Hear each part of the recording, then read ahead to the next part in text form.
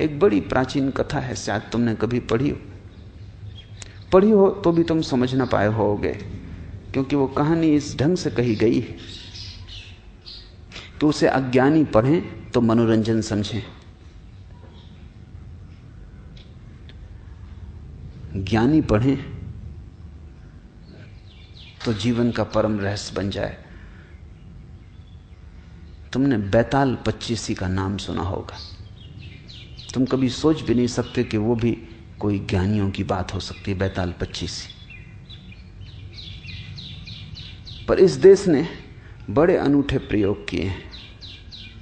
इस देश ने ऐसी किताबें लिखी हैं जिनको बहुत तलों पर पढ़ा जा सकता है, जिनमें परत दर परत अलग अलग अर्थ हैं, जिनमें एक साथ 2, 3, 4 और 5 अर्थ दौड़ते रहते हैं, जैसे एक साथ 5 रास्ते चल रहे हों, पैरेलल, समानांतर।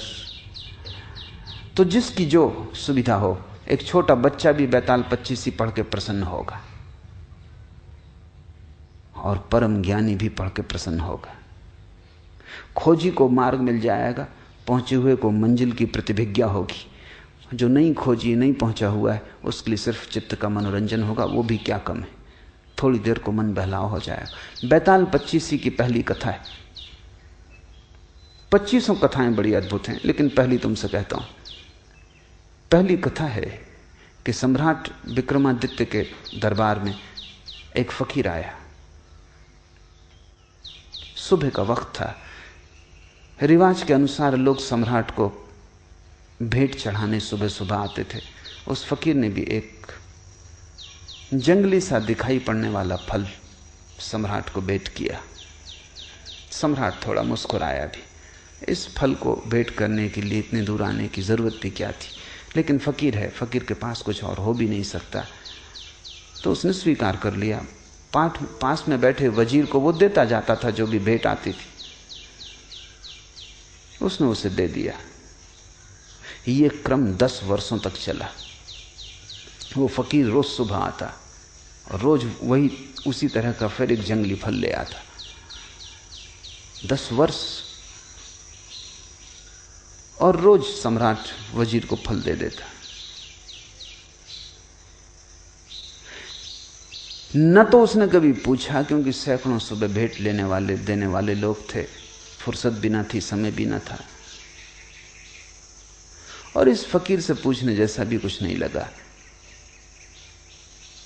पर एक दिन पास ही सम्राट का पाला हुआ बंदर भी बैठा हुआ था, और सम्राट ने वजीर को फल न दे के बंदर को दे दिया। बंदर ने फल खाया और उसके मुंह से एक बहुत बड़ा हीरा जो फल में छिपा था नीचे गिर गया। सम्राट तो चौंका, इतना बड़ा हीरा तो उसने देखा भी नहीं था। वजीर से कहा कि बाकी फल कहां है? वजीर ने ये सोचा था कि जंगली फल है, पर फिर भी उसने सोचा कि सम्राटों के पास संभल के रहना पड़ता है, तो एक तलघरे में वो फेंकता जाता था, क्योंकि फलों का करोगे क्या, जंगली थे, खाने योग्य भी नहीं लगते थे, स्वाद भी ठीक नहीं था। तलघरा खोला गया, भयंकर बदबू से भरा था, क्योंकि सारे फल सड़ गए थे, लेकिन उन सड़े हुए फलों के बीच हीरे चमक रहे थे। ऐसे हीरे कभी सम्राट ने देखे नहीं थे। फकीर को कहा कि ये क्या राज, तुम क्या चाहते हो, किस लिए तुम 10 साल से ये भेंट ला रहे हो, और मैं कैसा अज्ञानी कि मैंने कभी देखा भी नहीं, मैंने समझा जंगली फल है। उस फकीर ने कहा, होश ना हो तो जिंदगी ऐसे ही चूक जाती है। दूसरी समानांतर अर्थ की धारा शुरू होती। उस फकीर ने कहा, रोज ही जिंदगी लाती है, लेकिन जंगली फल समझ के तुम फेंकते चले जाते, और हर फल के भीतर हीरा छिपा है जैसा तुमने कभी देखा नहीं।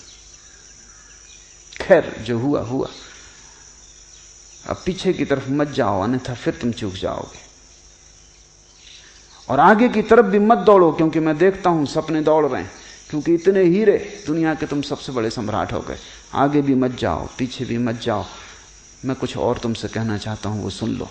सम्राट सजग होकर बैठा। ये आदमी कोई साधारण नहीं, अब तक समझे कि फकीर। जिंदगी साधारण नहीं है, और जिंदगी ने तुम्हें जो दिया है वो बिल्कुल असाधारण, लेकिन तुम्हें होश नहीं। तुम हंसोगे कि 10 साल तक ये आदमी क्यों बेहोश रहा। तुम कई जन्मों से हो। राजा वीर विक्रमादित्य तुम भी हो। हजारों साल से तुम ऐसे ही बैठे हो और जिंदगी रोज फल दिए जा रही। हर पल छिपा हुआ जीवन का हीरा तुम्हारे पास आता। अब ये कोई साधारण आदमी ना था। राजा संभल के बैठ गया। उसने कहा कि कहो, तुम्हारी एक एक बात सुनने जैसी। उसने कहा कि मैं 10 वर्ष से आ रहा हूं इसी प्रतीक्षा में कि किसी दिन तुम जागोगे, क्योंकि मैं एक ऐसा आदमी चाहता हूं जो वीर हो, वो तुम हो। इसलिए विक्रमादित्य का नाम है वीर विक्रमादित्य। सिर्फ 2 आदमियों को भारत ने वीर कहा है, एक महावीर को, एक विक्रमादित्य को।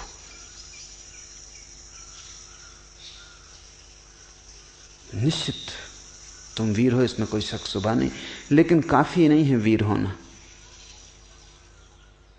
इसलिए मैं चाहता था जब तुम जाग जाओ वर्तमान के प्रति, तब मेरे काम के हो सकते हो। अब दोनों बातें घट गई। अब तुम महावीर हो। होश और साहस। मैं एक बड़े महान तंत्र के कार्य में लगा हूं। उसमें मुझे एक ऐसे आदमी की जरूरत हो जो बहुत वीर हो, जिससे कोई चीज भयभीत ना कर सके, और जो होशपूर्ण हो। अगर तुम तैयार हो तो आज अमावस की रात है, तुम सांझ मरघट पे पहुंच जाओ, मैं तुम्हें वहीं मिलूंगा। वो फकीर तो चला गया। सम्राट ने कई बार सोचा भी कि इस झंझट में पड़ना कि नहीं, लेकिन फिर ये तो कायरता होगी। और ये आदमी ऐसा है कि इसके साथ थोड़े दूर जाने जैसा है।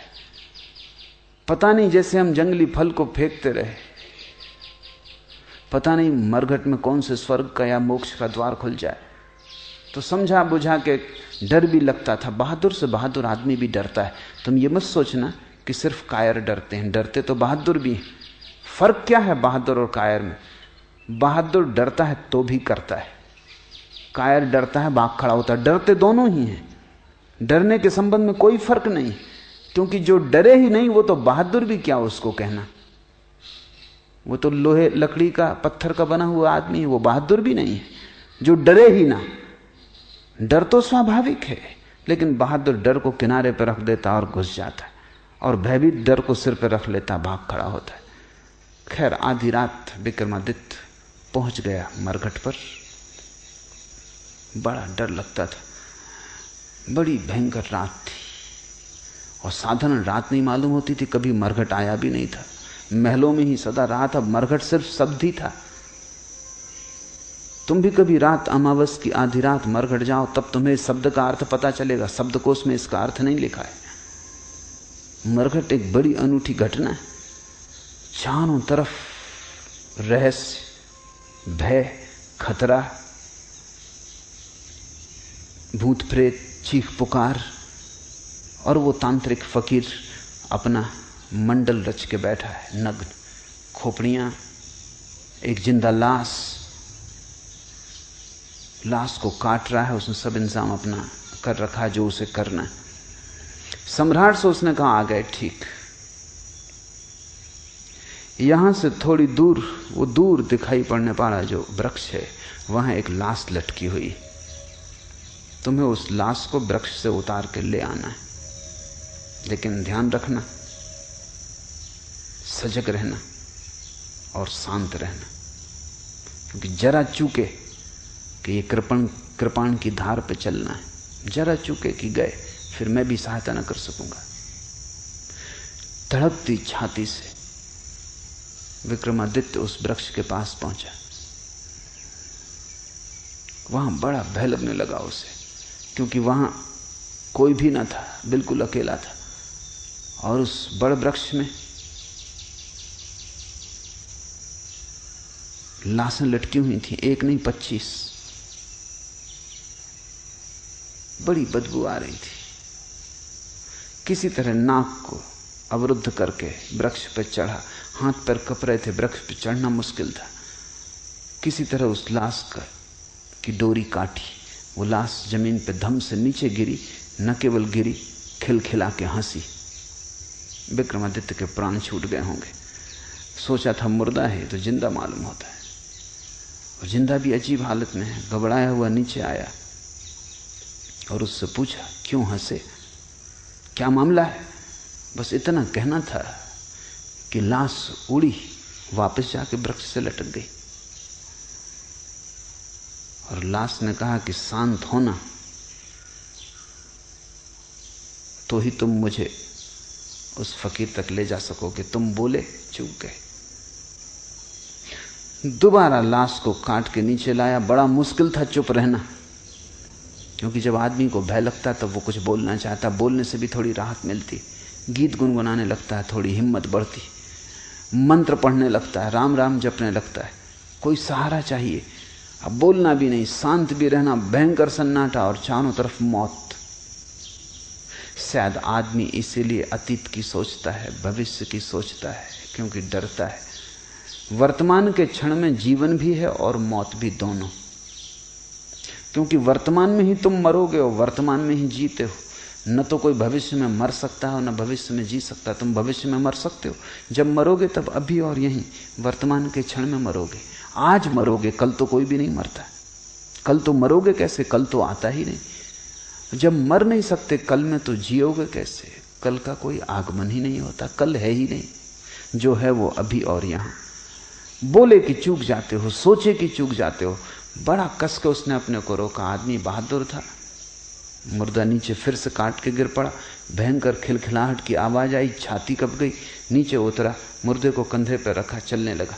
मुर्दे ने कहा, सुनो, राह लंबी, रात अंधेरी, और तुम्हारा बोझ हल्का करने के लिए एक कहानी कहता हूं। ऐसी पहली कहानी। उसने कहा कि 3 युवक थे ब्राह्मण।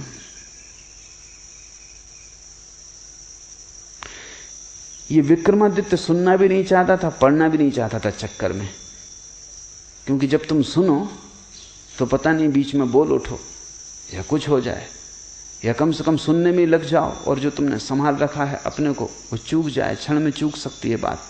मगर इससे नहीं कहना भी ठीक नहीं, क्योंकि नहीं कहते ये लाश उठेगी और फिर वृक्ष पे चढ़ना पड़ेगा, फिर काटो। तो वो चुप ही रहा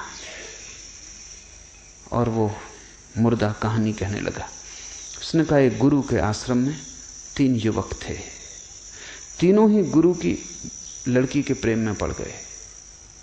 कहानी में रस आने लगा। प्रेम की कहानी में किसको रस नहीं आता। विक्रमादित्य थोड़ा बेहोश होने लगा, संभाल रहा है, लेकिन उत्सुकता जग गई, जिज्ञासा की, फिर क्या हुआ। तीनों एक से थे, योग्य थे, अप्रतिम थे, प्रतिभाशाली थे। गुरु मुश्किल में था कि किसको चुने। युवती भी मुश्किल में थी कि किसको चुने।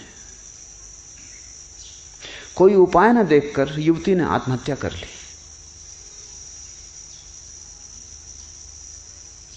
कोई रास्ता ही ना मिला और ये 3 के बीच वो बड़े द्वंद्व में घिर गई। और तीनों चुनने योग्य थे और मुश्किल था किसको छोड़े।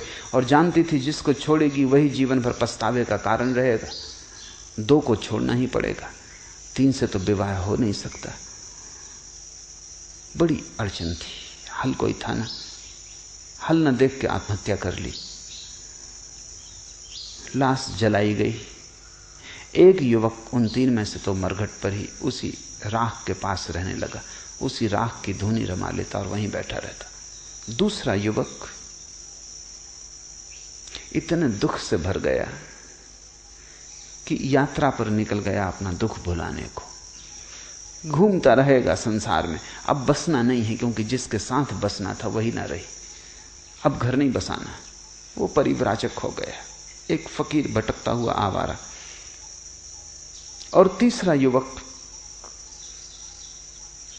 किसी आशा से भरा हुआ, क्योंकि उसने सुन रखा था कि ऐसे मंत्र भी हैं कि अस्थि पंजर को पुनरुज्जीवित कर दे। तो उसने सारी अस्थियां इकट्ठी कर ली, रोज उनको गंगा ले जाता, धो के साफ करता, फिर ले आकर रख लेता, उनकी रक्षा करता कि कभी कोई मंत्र का जानने वाला मिल जाए। वर्षों बीत गए। जो घूमने निकल गया था यात्रा पर, उसे एक आदमी मिल गया जो मंत्र जानता था। उसने उससे मंत्र सीख लिया, मंत्र का शास्त्र ले लिया, भागा। अब डरा, वो घबराया कि पता नहीं अब अस्थि पंजर बचे भी होंगे, क्योंकि वो तो कभी के फेंक दिए गए होंगे। लेकिन आके आश्वस्त हुआ, अस्थि पंजर बचाए गए थे, उनको संजो कर रखा था उसके साथी ने। उसने मंत्र पढ़ा, वो युवती पुनरुज्जीवित हो गई, पहले से भी ज्यादा सुंदर, मंत्र सिक्त, उसकी देह स्वर्ण जैसी, अभी अभी ताजी, जैसे कमल का फूल अभी अभी खिला हो। फिर कलह शुरू हो गई, क्या वो किसकी? अब तक सम्राट भी भूल चुका था कि वो क्या कर रहा है, और ये सुनने में लग गया था, जैसा तुम सुनने में लग गए। उस मुर्दे ने पूछा कि सम्राट गौर से सुनो, क्योंकि फिर झगड़ा खड़ा हो गया। अब सवाल है कि इन तीन में से युवती किसकी? तुम्हारा क्या ख्याल है? और अगर तुम्हारे भीतर उत्तर आ जाए, और तुमने अगर उत्तर न दिया तो तुम इसी क्षण मर जाओगे। हाँ, उत्तर ना आए कोई हर्जा नहीं। बड़ा मुश्किल है उत्तर का ना आना। आदमी का इतना बस थोड़ी है अपने मन पर। कोई बुद्ध पुरुष हो तो ना आए, ठीक है, सुन लिया प्रश्न, उत्तर ना आया, कोई हर्जा नहीं। विक्रमादित्य बड़ी मुश्किल में पड़ा। उत्तर तो आ रहा है, बुद्धिमान आदमी था, तर्कनिष्ठ था, समझदार था, शास्त्र पढ़े थे, तर्क साफ था। अब वो बड़ी मुश्किल में पड़ गया। उसने कहा कि बोल, अगर उत्तर आ रहा है तो बोल, अन्यथा इसी वक्त मर जाए। तो उसने कहा उत्तर तो आ रहा है, इसलिए बोलना ही पड़ेगा। उत्तर मुझे ये आ रहा है कि जिसने मंत्र पढ़ के युवती को जगाया वो तो पिता तुल्य है, उसने जन्म दिया, इसलिए वो विवाह नहीं कर सकता, वो तो कट गया। जिसने अस्थियां संभाली और रोज गंगा में स्नान कराया वो पुत्र तुल्य है, कर्तव्य है, सेवा, उससे शादी नहीं हो सकती। प्रेमी तो वही है जो धूनी रमाए, राख लपेटे, भूखा प्यासा मरघट पी बैठा रहा, न कहीं गया न कहीं आया। विवाह तो उसी से। लाश छूटी, जाके वृक्ष से फिर लटक गई, क्योंकि ये आदमी बोल गया। ऐसी 25 कहानियां चलती।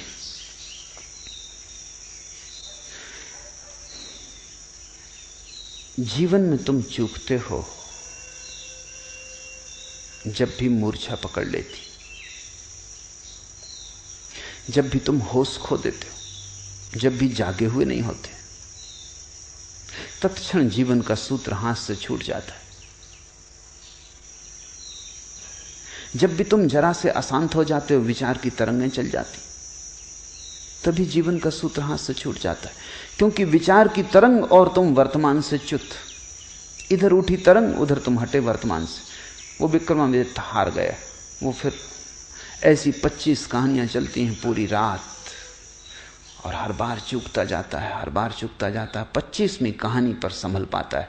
हर कहानी में ज्यादा हिम्मत बढ़ती है, साहस बढ़ता है, ज्यादा देर तक रोकता है, ज्यादा देर तक विचार की तरंगें नहीं कंपित करती।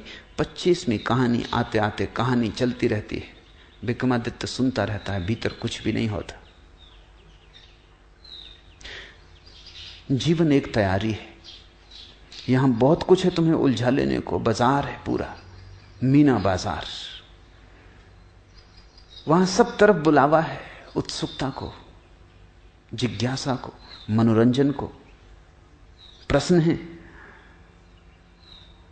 विचार की सुविधा है, सोच विचार का उपाय है, चिंता का कारण है, सब तरह के उलझाव हैं। अगर तुम इस सारे संसार से ऐसे गुजर जाओ जैसे विक्रमादित्य उस मरघट से बिना बोले चुप और जागा हुआ 25वीं कहानी पे गुजर सका, तो ही तुम वर्तमान क्षण की अनुभूति को उपलब्ध होगे। अन्यथा तुमने वर्तमान जाना ही नहीं है। तुम वर्तमान से गुजरे जरूर हो, क्योंकि और कोई जगह नहीं जहां से तुम गुजरो, लेकिन बेहोश सोए हुए गुजरे हो। या तो अतीत में खोए हुए गुजरे हो, या भविष्य में डूबे हुए गुजरे हो। वर्तमान से तुम्हारा कभी तालमेल नहीं बैठा, वर्तमान से संगीत नहीं छिड़ा, वर्तमान के साथ स्वर नहीं मिले।